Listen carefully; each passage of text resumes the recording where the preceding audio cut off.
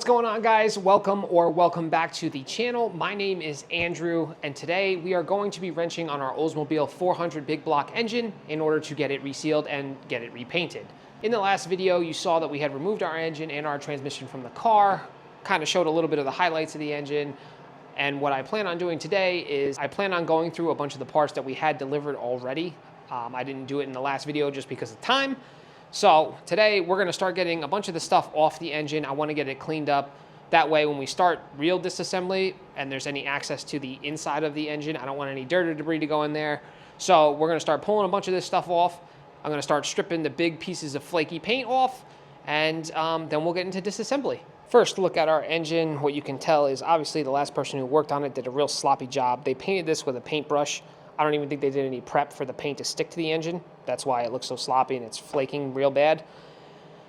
There's also a ton of dirt and debris all over the engine. There's some over here on the front. You can see where the paint is flaking here by the intake manifold, and especially on the back by the distributor. There's a lot of dirt in there. So my plan is I'm going to get a brush out, get the vacuum out, clean off all the big debris and all the small spots and things like that on the engine. That way, hopefully when I start disassembly, when the engine's open, no dirt gets inside of it. Once that's all done, then I'm going to start tearing the belt drive components off, get the carb off, distributor off, the exhaust manifolds off, and we can kind of take a tally of what we still need to order and maybe even start stripping the paint from it. And also, all of our parts that got delivered already, I will be opening those in this video, so we can kind of show a bunch of the new stuff that's going to be going on this engine that we have so far, and kind of next steps after that.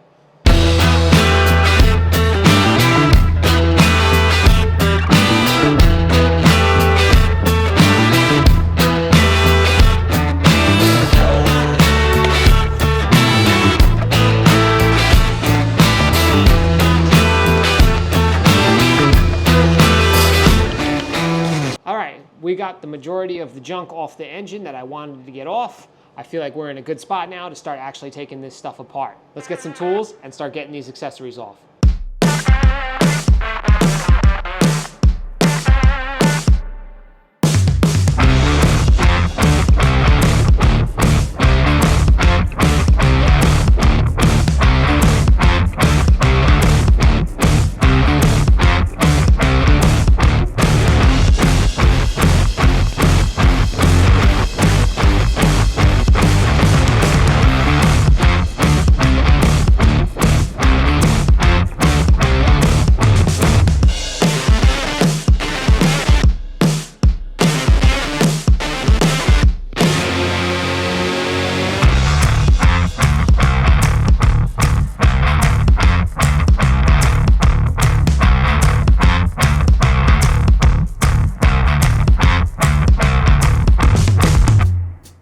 So we've hit our first snag here, disassembling the front part of the motor. Let me show you what I'm talking about. Number one, there's a broken bolt in our damper. That's not really a big problem. I can just get that out. Here on our crankshaft, you can see whoever worked on this before, putting this damper on, they did a little bit of damage to the end of the crank. I don't think it's the end of the world, but our problem is I don't have a puller big enough to get this damper off. So I think I'm gonna have to make something. What I do have is I have a slide hammer kit with a bunch of different adapters. This here would be beautiful if it just fit over the bolt holes, but it doesn't. It's too big. This is more for pulling axles. So what I'm thinking is maybe if I use this bracket, this is a pretty thick metal bracket here, I'll bolt it here onto one of the existing holes, drill a hole here to line up with this side, and then use a slide hammer attachment, possibly drill another hole in the center, and then I could actually either slide hammer it out, which I don't know if that'll work. This is probably pretty tight. Or if I have to, use a step bit and drill it super big, and then I can use this bolt here. If it'll focus, I can use this bolt here up against the actual crank bolt, like the same way you would use a puller. Let's see what this looks like.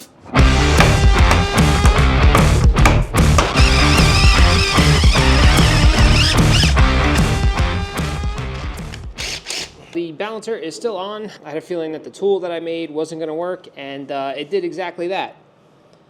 It didn't work. But we're going to leave the balancer on for now. I'll order a balancer puller, or a good friend of mine might have one, so I might grab that tomorrow. We're going to continue on tearing down the rest of this engine. I'm going to get started on the top side of the motor above the intake.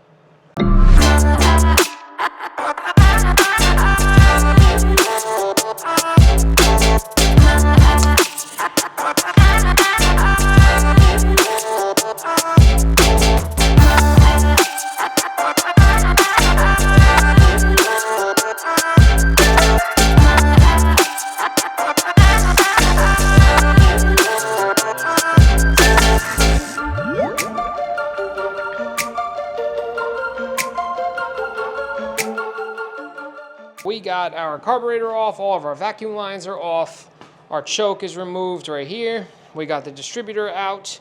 Now we're going to start cracking the bolts free on the intake manifold and trying to get this thing out without dropping a ton of debris down into the valley here on the engine.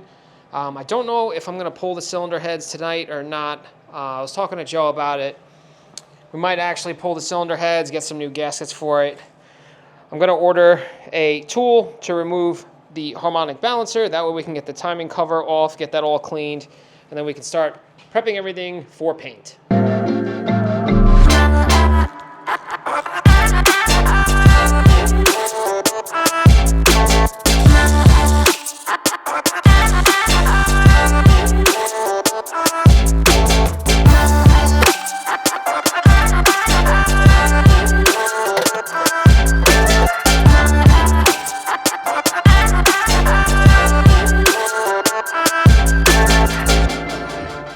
Houston, we found a problem. Let's get these cylinder heads off.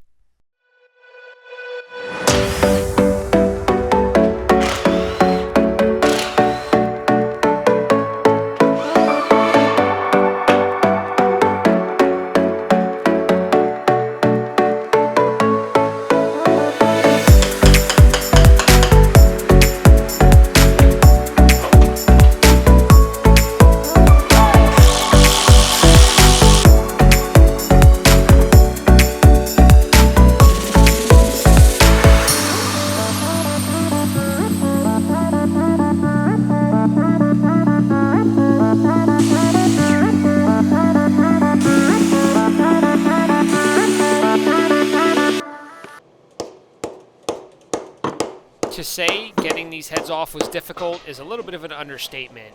After being on this engine for, I'd say, over 30 years, we heated the head, we threaded in bolts to get a better bite, numerous taps with the mallets, but eventually we were victorious and we did finally get the cylinder head off. Joe managed to get his pry bar in and crack it free right here, and then he was able to pull it off by hand. You can see when he pulls it off, the gasket is so stuck and so seized, it literally split in half, and you can see the fibers of the gasket. On this driver's side of the engine, we did some more heat, and then I tapped in my pry bar here on the front side of the engine, and I was finally able to get enough of a bite to crack it free. Once it cracked free, a couple more wiggles with the pry bar, and she is off the engine. Oh boy. Now, let's get this oil pan off, let's get our oil pump out, and start the cleaning process.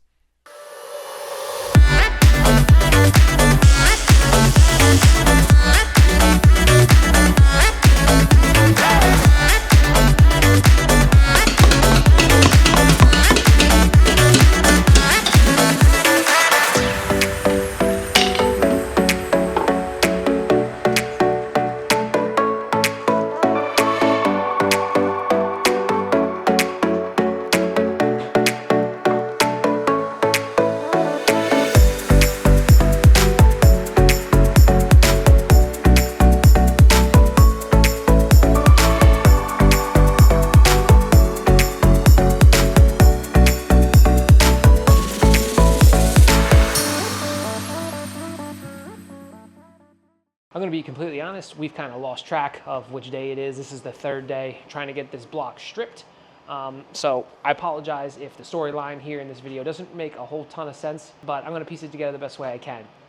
Right now, this is currently the stage that we're at. Cylinder heads are off. I've spent close to 6 or 7 hours stripping this block. I've had to put stripper on it 2 or 3 times, scrape it, put it on again. The cylinder heads, they're over here on the floor. That's after one round of stripping and scraping, so I still got to work on the cylinder heads. And then I'll kind of go over why all this stuff is here, what we actually found, and then we'll get into the parts and a couple more parts that I had to order after tearing this apart. Okay, so we got the garage cleaned up and a bunch of tools put away to where this is a suitable level. I hate when there's so much stuff everywhere, but unfortunately, stripping a block, taking it apart, there's always going to be dirt and paint chips and just a mess everywhere. But here's the point that we're at. Our engine block is completely cleaned. There's no more paint on it except for our front timing cover and our harmonic balancer, but I have the puller coming. It should be here this week, so I can pull the balancer off, and cleaning the timing cover is pretty easy. We are going to be pulling the pistons out for multiple reasons. Number one, some dirt obviously did get into the engine. We have all the lifters pulled, push rods, heads are off, all that. The heads were definitely fun to get off because they've been on there and they were super stuck after how many years. When we removed the heads, we did find some sort of damage. I'm assuming it should be right here. Okay, cool. Let me take this over to the light. So here is a push rod that actually came into contact with the head. You can kind of see she's bent. So I already ordered brand new push rods and lifters for this engine. I'm assuming the lifter probably just got stuck in the bore, which it is this lifter right here. I don't see any damage to the cam or to the lifter bore. So my biggest assumption is going to be it was just stuck when the engine was sitting for so long. We cranked it over at one point, went to start it, and this got stuck until she freed up, but it did bend a push rod, so I got brand new push rods coming. There's not much fun to say about stripping parts when it comes to paint. I've been using this stuff here, citrus strip. I got a coat on the intake and on the cylinder heads. I did one coat on these already and stripped them as much as I could, but the paint just didn't want to come off. This is the first coat here on the intake.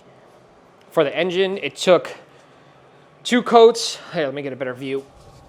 It took 2 coats of stripper and probably somewhere in the realm of 6 hours to get all of the paint off the block. And yes, I spent the time and got in all the crevices. So there's no paint over here. I even got the identification number nice and clean. I'm going to probably touch it up a little bit more. This here, the oil fill, I believe it's either leaded in or soldered in, so I couldn't get the fill out. But that's okay, because like I said, we're going to keep disassembling this to get the crank out, the pistons out. We'll do a clean on the inside of it, and I'm probably going to hone the cylinders as well. I have to get an actual correct hone for this bore size. So we'll hone those since we'll have the pistons out anyway. And I got a ton of parts that I ordered on the way as well, besides what's already here in the boxes. I'm going to open these shortly. But I had to order a bunch more stuff for this engine, since when you tear it down, that's when you find out what it really needs. But so far, so good. I don't see any major problems with the block or anything, so we're all good on that end. In the next video, I should have all of these parts already stripped and cleaned, ready to get painted, and then we can start assembly on this engine. I've obviously been wanting to open these parts for a while now, but when you're filming stuff for YouTube, you gotta wait. I wanted to save it until I started filming. That way I can open them while the camera is running and you can see kind of what's here already and what I ordered so far. Number one, my favorite part of the build, which everybody's gonna call me crazy, but here is the painless wiring harness. What is this? This is our instrument cluster. There's our RPM gauge. We went with the black background with the white needles. Here we go. Here are the new valve covers.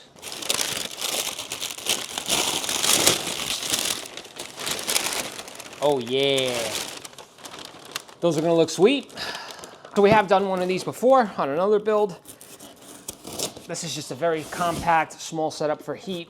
This is the whole setup. That's how big it is. You have your heater core in there, your ducts out here, your blower motor for it, and then here is where your actual inlets are for your coolant, your input and your output, or, you know, whatever you want to call it, inlet, outlet.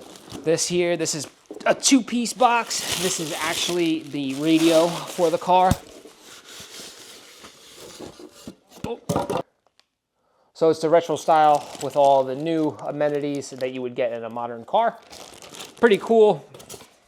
There's a lot of accessories as well for these. Got a new water pump for the car. We did get an aftermarket transmission cooler, only because I don't want to find out that the tranny is running hot, or if we take this out on a really hot day, which we're known to do. We just want to give it a chance where it can actually run super cool, not have any tranny issues. The new fuel pump. This is the brake booster and the master cylinder. Our master is leaking, and I believe our booster is starting to leak or was rusting, so we got the whole thing. Power master alternator. Sweet. Pull the foam out. Woo! Oh, let me see. Yeah, she's thick. Doesn't look like any of our fins were hit, but this is a big girl. Set it down so we don't scratch the aluminum. And I believe these are the 1 foot fans, maybe a little bit bigger. These might be the 16-inch fans. I don't remember off the top of my head. Quick comparison, that is the new radiator versus the original radiator. Now the tanks on the side are misleading, but let me just turn this vertical. That's about 1.5 inches thick versus 3 inches thick on the core. So this is gonna be sweet. Our car is not gonna run warm at all, and that's exactly what we want. That's all the parts that I have so far. I've ordered a bunch more. In the next video, I should have all of the parts stripped and cleaned, ready for paint. Then we can start disassembly and getting all of our new stuff and our engine back together. If you like this video, please subscribe, please throw a like. If there's anything you saw in this video you wanted to leave a comment, feel free to do that down in the comment section below, and I'll see you guys in the next one. Thanks.